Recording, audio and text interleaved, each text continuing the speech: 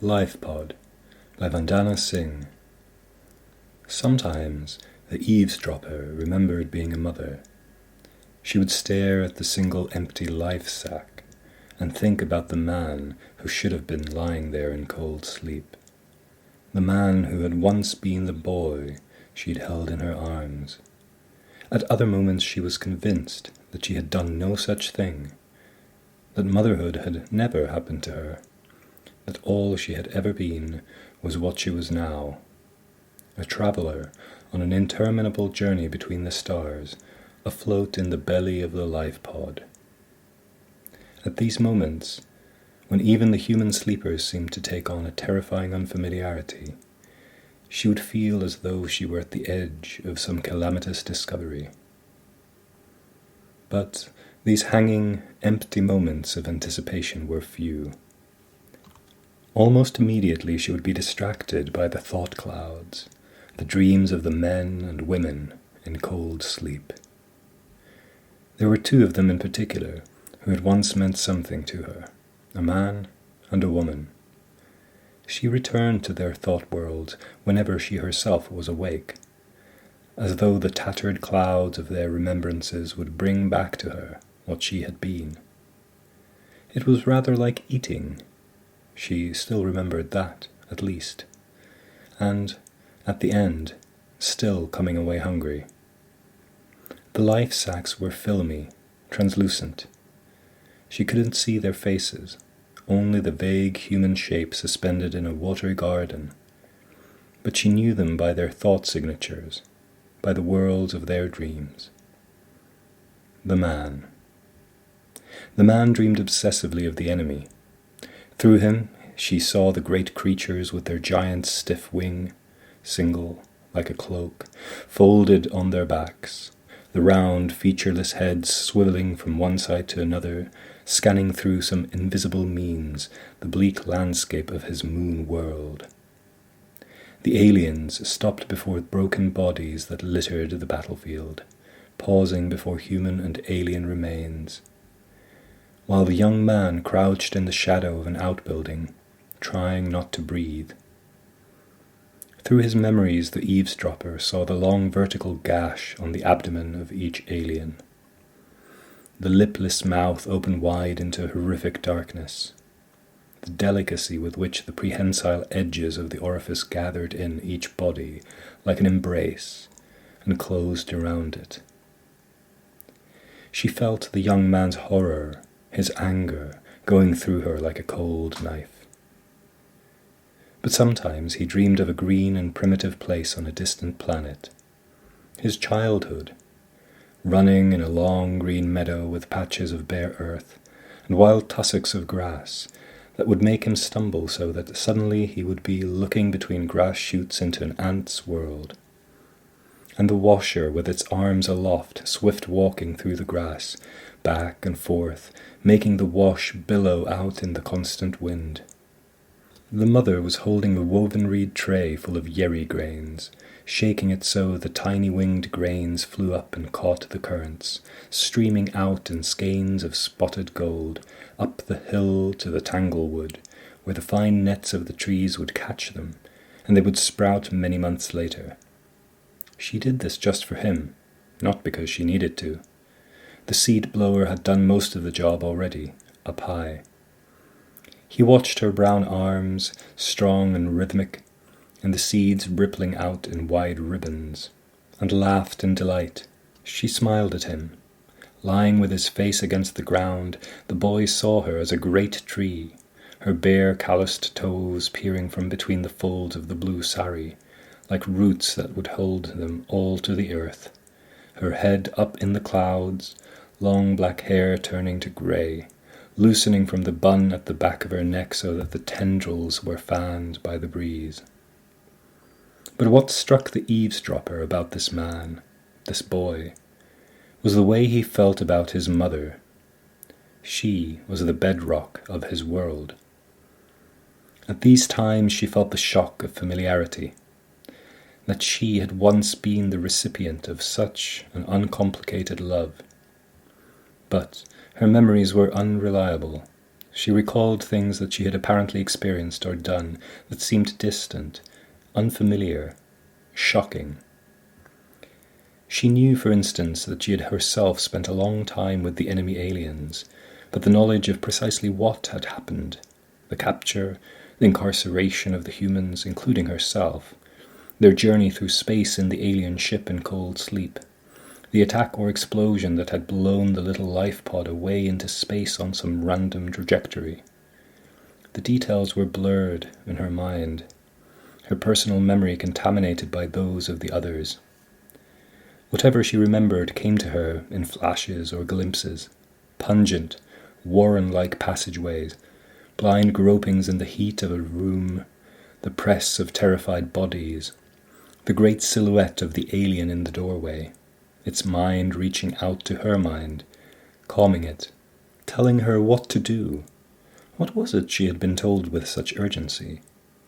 And she remembered also sweet hunger and nutrients snaking out into her in thin aromatic streams, and the mourning and celebrating of a death. The eavesdropper. The eavesdropper moved slowly through the darkness of the life pod, floating over each womb-like holding unit, tasting the dreams of each dreamer. But what do I dream of, then, when I sleep? She thought to herself. She wondered, as she often had, why her own holding sack allowed her to wake and move about, and return to it only when she needed nutrients or rest. Each life sack was a little ecosystem of alien life forms, bacterial blooms, algal fans that generated currents of nutrients and harvested waste, the whole maintaining a delicate symbiotic relationship with each occupant. But her sack was unique, larger than the rest, its chemistry adjusted to allow her these moments of wakefulness. Why had she been given this privilege? The vision of the alien in the doorway so many years ago came to her mind as the answer. Was that what it had told her so urgently? To see to the safety of her people? The humans? Why?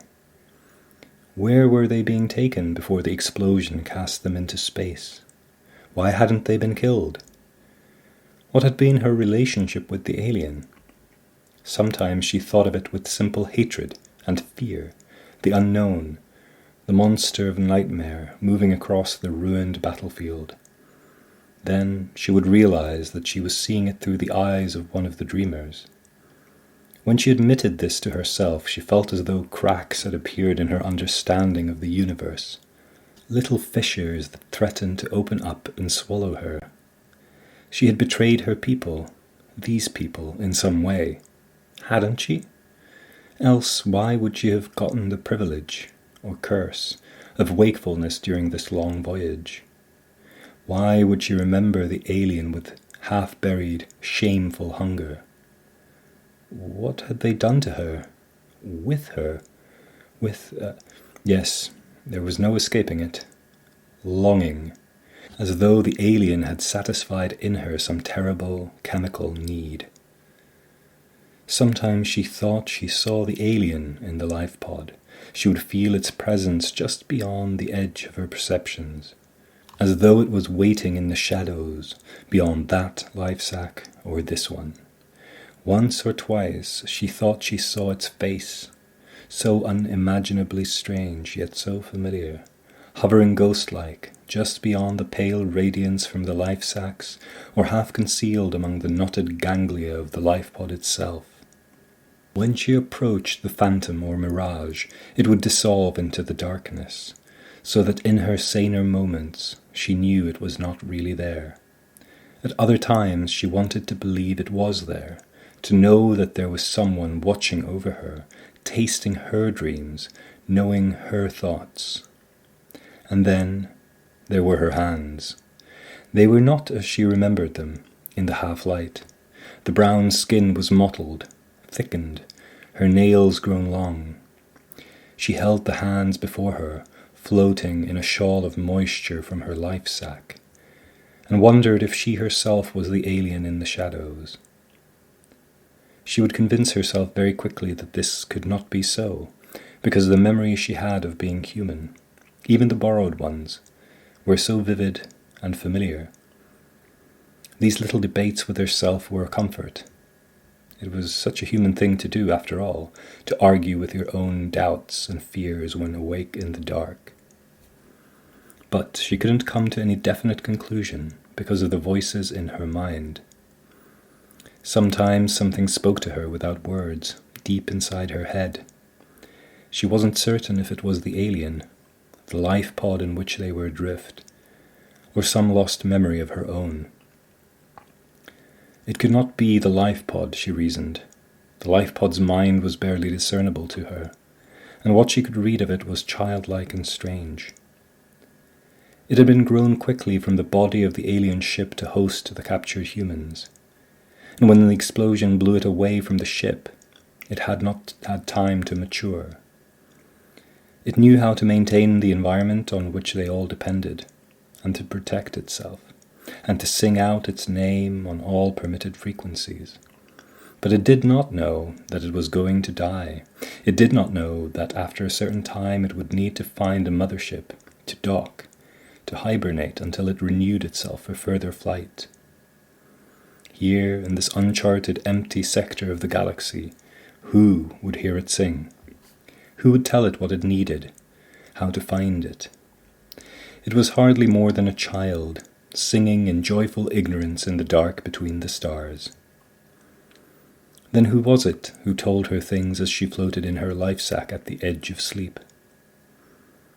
Some of the things she had heard were memories, she told herself. She had been incarcerated somewhere in the caverns of the mothership, among alien bodies, overhearing their conversation. Or it was the alien stowaway, if it existed, telling her all this, opening before her mind's eye the strange vistas of other worlds. Sometimes it would chant to her bits of its own lore, meaningless and frightening all at once, repeating the phrases like a child in a dark room, reciting for comfort, but nothing it said made sense. To eat and be eaten is to become yourself and another. To eat is to give birth, to see with new eyes. Remember this. And we are separate, so the whole may know itself. In eating, we edge closer to the hidden one. Know this. But she didn't know anything, only that she might have been a mother once, and the man who was missing, who should have been in the empty life sack, was perhaps her son. She knew that she, along with the others, had been captured from their colony on a moon world, and that she had had some dealings with the enemy, things she would rather not admit to herself. So here they were, blasted away from the ship, adrift in the belly of an infant life pod, lost in the sea of night. The woman. The other sleeper who had once had some connection with the eavesdropper was a woman who hadn't spoken for years, even before the capture. What had led her into silence was not an emotional or physiological condition, but a philosophical one. The eavesdropper remembered this woman, whether through her own memories or through those of the other sleepers she could not always say, before the capture as a person who liked to be with the others, but did little more than smile or nod. The woman liked the physical labour of the research camp, building and repair work, and tending the greenhouses, and when busy in these things she liked to hum strange little tunes, but spoke no words. The eavesdropper knew that this woman had come to such a state because she had discovered the inadequacy of words. The woman was a scientist-poet, whose reality had once been forged of words and mathematics.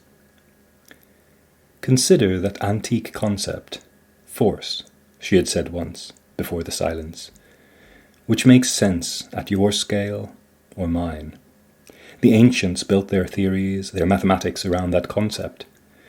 But the moment you enter the subatom, or when you begin to examine the graininess of space-time, you realize that the word force has little meaning. You invent the field, another antique concept, and then that too fails. You abandon false analogies then. You take refuge in strange axioms, in your mathematics. but go far enough, and even mathematics fails as a descriptive, a language in which to describe nature. What do you have left then? Somebody had laughed. The woman dreamed of a face, sometimes, not yearningly, but with pleasure, and it was the face of the man who should have been lying there in the life-pod, in the empty sack. She dreams of my son, the eavesdropper would say to herself. The man had laughed companionably in the woman's dreams. When mathematics fails, then there's only poetry, he had said, smiling. His brown eyes and skin aglow, his black hair so soft and shiny in the light. Only poetry, dreamed the sleeping woman, recalling this, recalling him. The woman had spent a lifetime studying the graininess of space-time. She had been part of the first team to map the tachyonic signatures that hinted at the existence of another universe underlying their own. They were only faint trails, like the tracks of ghost crabs walking on a sandy beach. Ghost, said the eavesdropper to herself.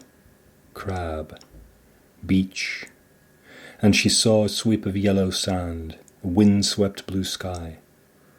An old memory, hers or the woman's. The tachyon trails were regular, their mathematics sublime, their origins mysterious. The woman had lived 307 Earth years, travelling on slow ships from world to inhabited world, cheating time and death so she could study these trails. They call to me, she had said defensively to that man, the eavesdropper's son. They are the shape of something I do not understand, something large, complex, perhaps self-aware.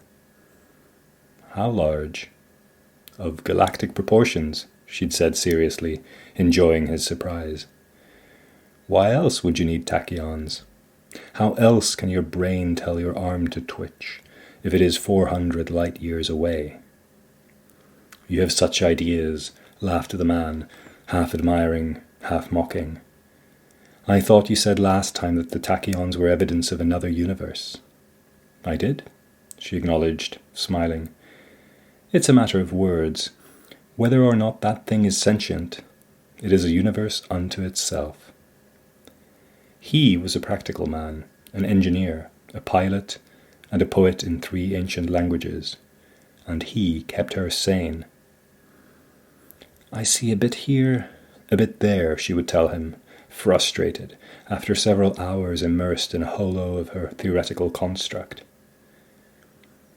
But I never see the pattern as a whole, as one complete thing. And he'd looked at her a moment, and quoted Kalidasa in the original Sanskrit.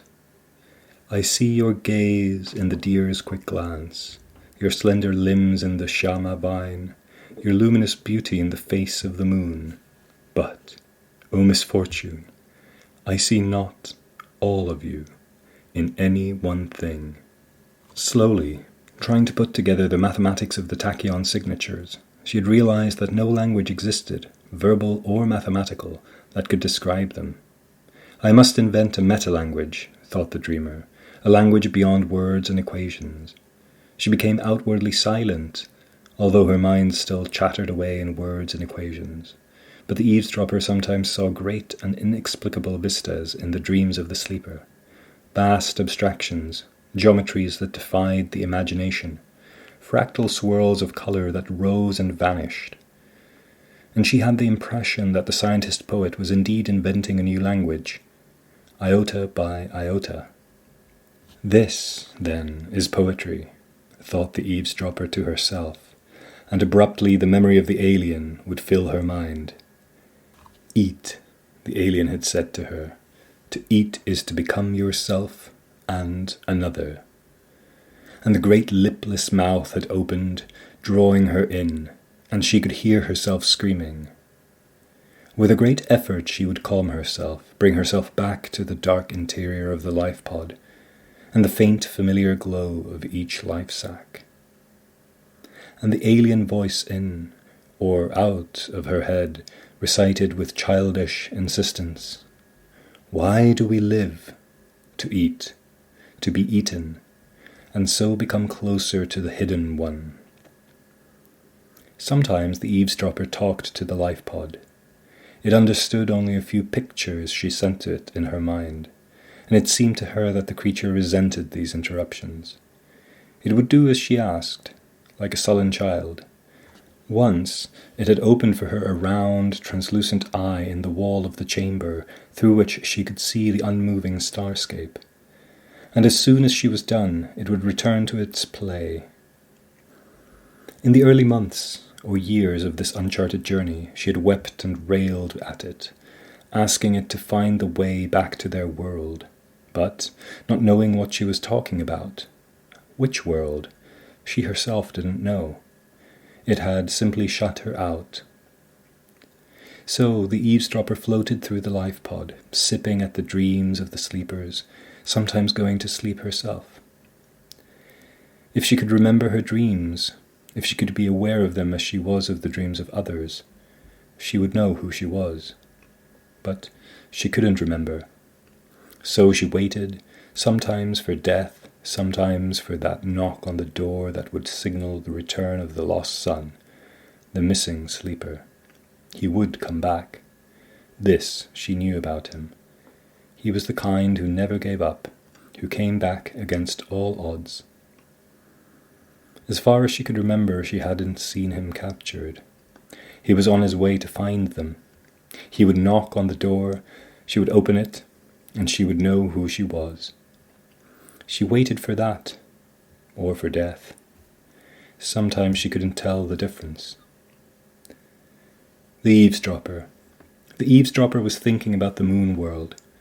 Her hands, she saw her hands, brown and fragile against the leaves of the greenhouse.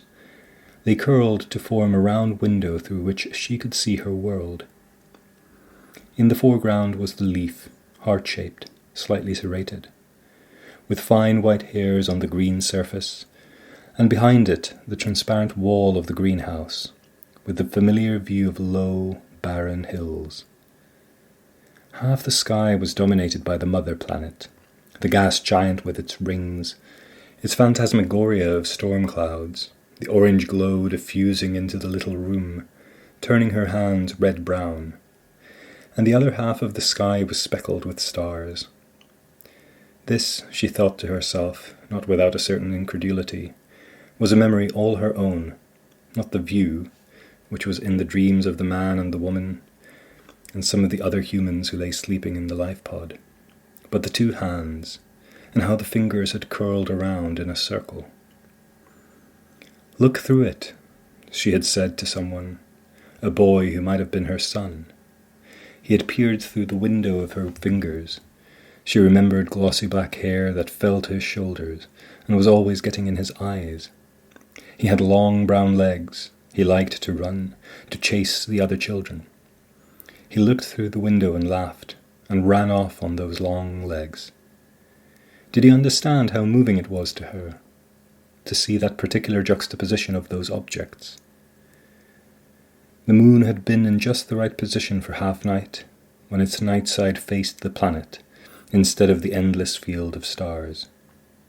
In that moment, at that time, the window told all. The sap rising in the green stem, the green leaf opening like a hand toward an alien light, against a partial backdrop of stars. She had been moved to tears. Remembering, she wasn't sure what had brought her to the middle of the chamber. She had thought she had been sleeping in her life sack, but here she was, floating in the middle of the life pod, surrounded by the other sacks with their sleepers. Their dreams lapped around the edges of her consciousness. But some other feeling was rising through her, overcoming the familiar mental background noise. Fear. Excitement. She realized that the life pod was talking to her, after all this time, communicating something urgently. Between the thick, pillar-like sap vessels of the life pod, a portion of the wall contracted, then expanded into a round window filmed over with a translucent membrane that slowly cleared. She saw through the window a vista of stars, and a bright, spherical, grey object in the foreground. It had locked velocity with the life pod. Memory stirred. A human exploration vessel, a small one, that may hold 1 to 3 people.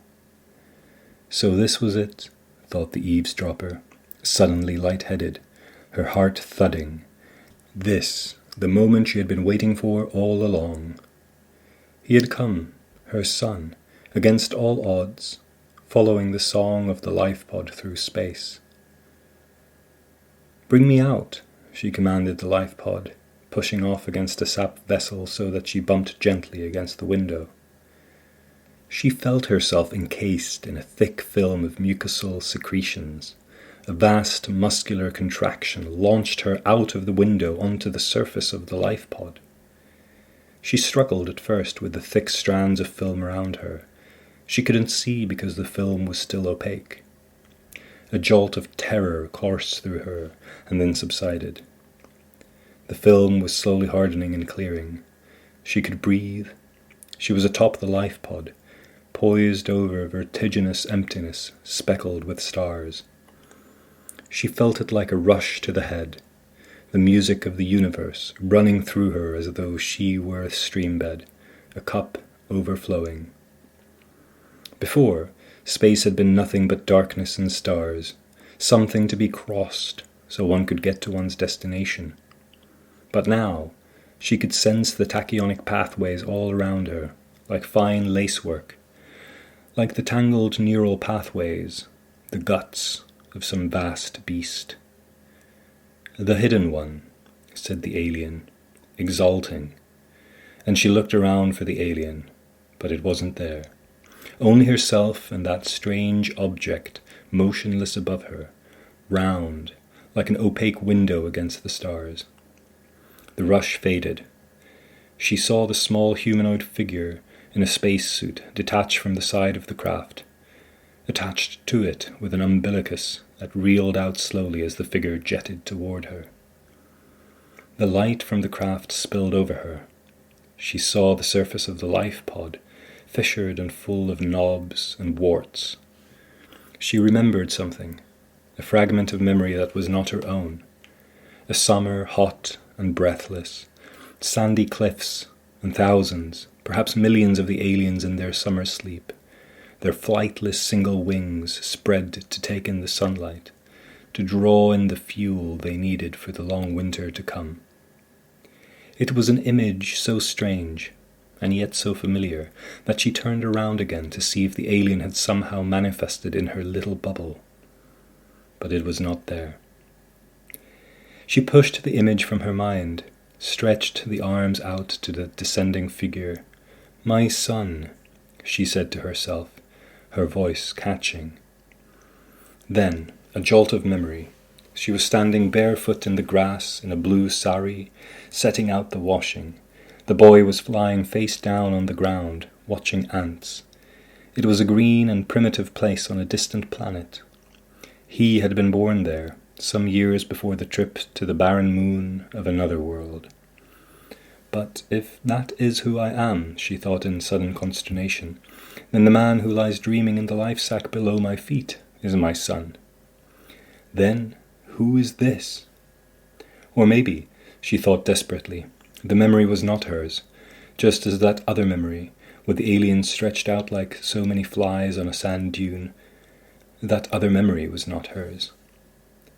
She looked up at the human figure in the spacesuit. He was getting closer and closer, decelerating. She could not see his face. Instead, she saw the reflection of the life pod in the spacesuit's headgear, all lit up by the spacecraft's beacon, and the clear bubble in which she stood like a fly, trapped in amber. And she saw what she was, a half-alien thing, the shape still human, but the face so strange, ovoid eyes, the bony skull sheath jutting over her cheekbones. She held her small brown hands before her and saw the tips curving into hard pincers, transforming almost as she stood there, transfixed with horror and wonder. She looked down at herself in the hard, honest light and saw that the reflection was not false. What am I? She wondered, aghast. And the alien within answered her, not in words, but in a swell of understanding that took her breath away. She remembered what it had proposed, what she had agreed to, the terrifying darkness within its body, her screams echoing in her ears as the thin tendrils inside it wrapped around her, penetrated her skin. After that, the chrysalid sleep as the new bridges between the two of them formed and hardened, as alien transforming organelles coursed through her body, as great chemical swaths of emotion, pleasure and fear, hunger and sweet, nameless desire swept through her. Then she was lifted from the dead shell of the alien into a brief light, and into the life sac which eased her once more into the sleep of forgetfulness. So the eavesdropper stood before the stranger who might or might not be her son. She, a creature not alien, not human, but a bridge, a thing that was new, the first of its kind. He, or was it a she, stood away from her, bumping gently against the life pod, the long umbilicus stretching out into the dark like a luminous, flexible bridge. The stranger's hands were as yet empty, but the posture was wary, as though poised to activate the spacesuit's weapons systems. She felt some ancient part of her cry out, "Do you not know me, son?" And something inside her gave way, crumbled like a mud wall before a flood. "I must know," she said to herself. "I must know if you are him." She stretched her arms toward him slowly, saw him tense, then relax. Suddenly, she wanted to enclose him in the dark, to exchange blood with blood, to share synapse with synapse, to know him cell by cell, and so become something new. The sharpness of her hunger took her breath away. In that brief moment, she saw that the life pod itself was her kin, a hybrid of the original alien species and some gravid denizen of a distant ocean world, and its mind was clear to her for the first time. Why couldn't she know the stranger in the same way? "No," she said, feeling or imagining the infant mouth straining to open in her chest. That was the alien within, as it had once been, remembering. There had to be some other way. She opened her hands to show him that they were empty. She put the palms together in the old Indic gesture of greeting, then moved the fingers to make a circle, a window through which she could see him against the life pod and the infinity of stars. Around her, along pathways invisible to human and alien, sang the tachyons, leaving ghost trails in space-time that the sleeping woman in the chamber under her feet could only imagine. Only the eavesdropper could sense them, could see where they were leading, to the heart of the great galactic beast, the Hidden One. She saw for just a moment that she had been conceived and forged for a great purpose, but for now she was only a bridge in the darkness between ship and ship, being and being. Through the window of her hands, she watched the stranger come slowly toward her.